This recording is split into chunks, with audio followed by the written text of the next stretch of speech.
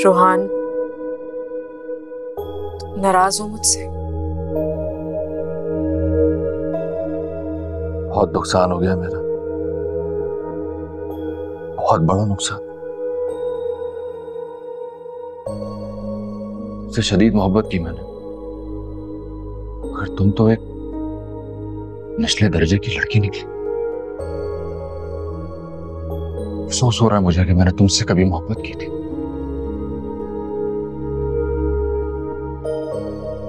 लेकिन मैंने तुम्हारी मोहब्बत पे तो कोई हर्फ नहीं आने दिया ना। वाह, ये भी खूब है।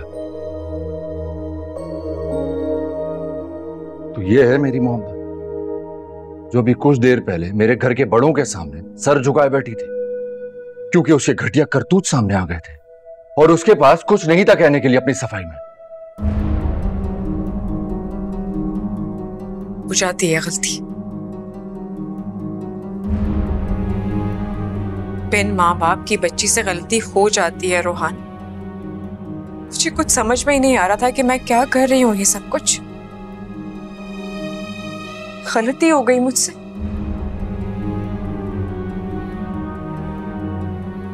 तरक्षा बेगम की हवेली में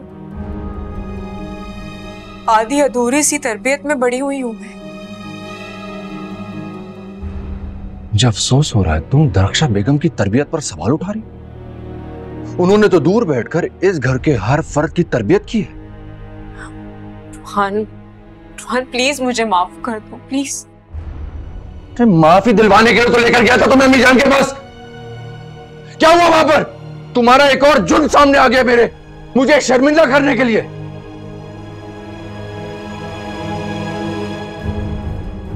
अब तो मुझे अपने घर के हर फर्द से डर लगने लगा है। कौन मेरे सामने आकर खड़ा हो जाएगा तुम्हारे करतूतों की कोई नई फाइल खोलकर। रोहान, इस कदर नफरत से बात मत करो मुझसे। मैं ऐसी हरगिज नहीं हूं। तुम कैसी हो अब तो ये घर के हर फर्द को ही पता चल गया है। तुम भरोसा रखो मुझ पर, मैं सब ठीक कर दूंगी। कुछ गलत नहीं होगा। अच्छा, कैसे करोगे सब? हाँ, अब बोलो ना आया, कैसे करोगे सब ठीक? ये तुम्हारे किरदार पर लगा हुआ दाग है, दीवार से उखड़ा हुआ प्लास्टर नहीं है, जिसको छुपाने के लिए तुम एक खूबसूरत सी पेंटिंग लगा दोगी और उसके बाद खड़े होकर कहोगी वाह सब कुछ ठीक हो गया। रोहान, मैं मानती हूँ जाने अनजाने मुझसे बहुत बड़ी गलती हुई है, मगर ट्रस्ट मी, मैं सब ठीक कर दूंगी। व्हाट? जाने अनजाने में? कितनी झूठी हो तुम। ये सब तुम्हारी प्लानिंग थी। साइमा भाभी की जिस नंबर से तुमने कॉल की थी वो तुम्हारे नाम पर इशू हुआ है। ऑयल गिराते हुए तुम्हारी सीसीटीवी फुटेज है जो सबने देखी है।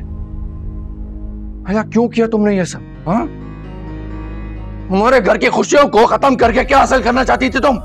बोलो भैया, क्या है ये सब? हाँ, किया है मैंने सब कुछ। हुई ये गलती, घटिया हरकत की है मैंने, झूठ बोला है मैंने, नुकसान पहुंचाने की कोशिश की है। लेकिन मेरी इस हरकत से किसी को नुकसान तो नहीं पहुंचा ना? तो फिर माफी तो मिल सकती है ना मुझे? Cannot believe it. Just cannot.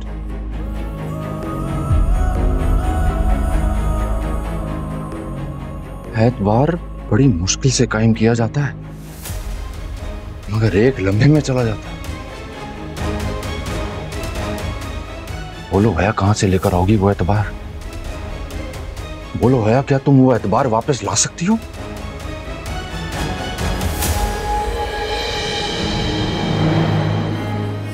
हरगिज नहीं।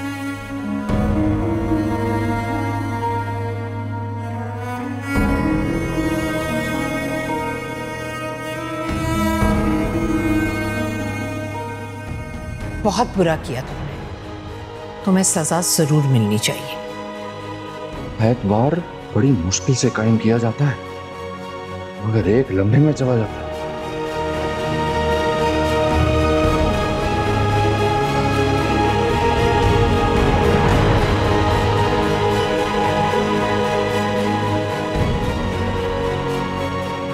सजा मैं नहीं, तुम्हें अम्मी जान देंगी जो तुम्हें इस घर में लेकर आई थी।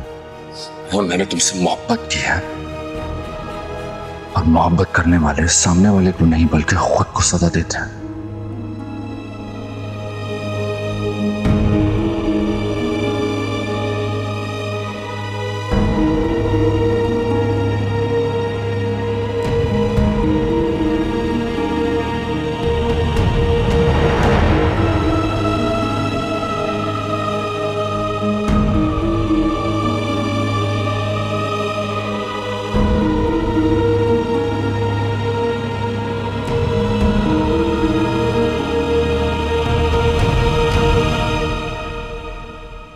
एक वक्त आया था जब अम्मी जान कह रही थी कि हया को माफी मिल जानी चाहिए।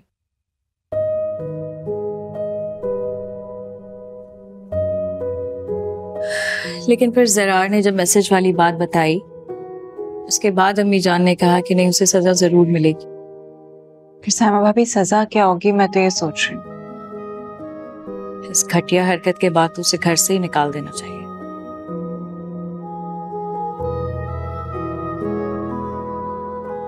हया अगर इस घर में रही तो मुझे डर है कि कहीं वो मजीद नुकसान ना पहुंचाए। कि हया ना बिल्कुल भी काबिल एतबार नहीं रही है। ना वो काबिल एतबार है, ना काबिल रहम।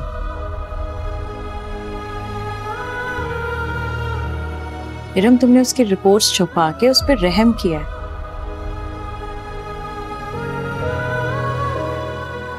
दिखा दिया ना उसने कि वो रहम के काबिल नहीं थी।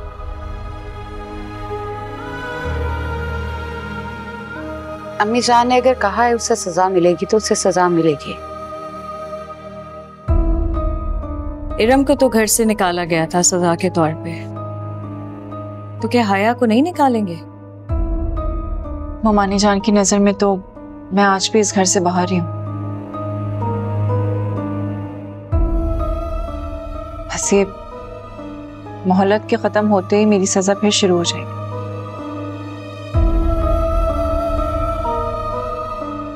तो क्या तुम इस घर से चली जाओगी?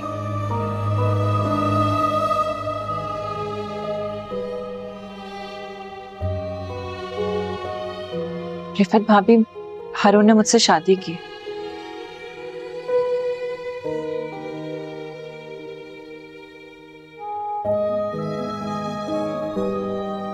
मैं इस घर में हारून की बीवी की हैसियत से रहती हूँ।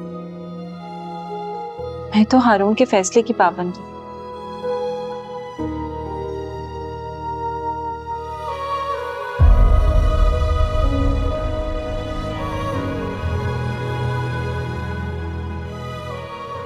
वो चाहेंगे तो मैं इस घर में रहूंगी और नहीं चाहेंगे तो मैं चली जाऊंगी।